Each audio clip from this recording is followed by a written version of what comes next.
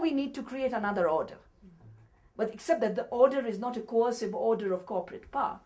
It's a democratic and peaceful order of citizens recognizing a number of things. That you don't get happiness out of consuming more. That goods that have traveled further have normally polluted the earth more and have destroyed our body more.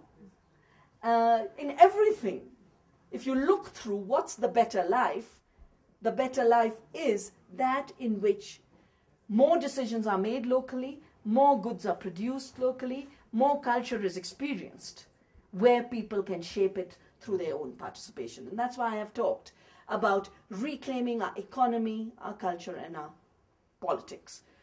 Changing the killing economies of suicides of farmers. And I'm just giving you an example from India. And we can connect it totally to the phenomena of the last 10, 15 years.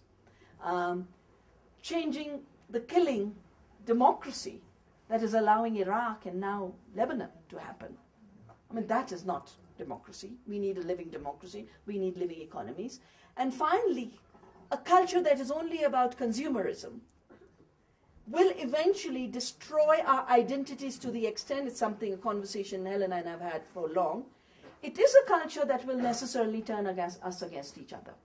Because if you don't have a positive identity experienced through your life, how you live, what you eat, what you wear, what you speak, the language, your music, then culture ends up being like the clothing you wear.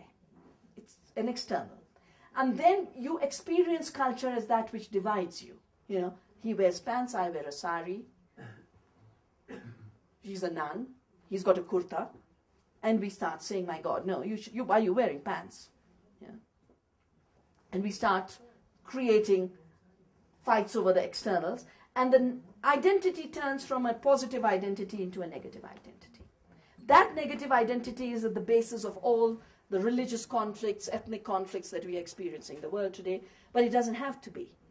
A productive living culture based in a local economy is a living culture. And that's the only way to create peace in society.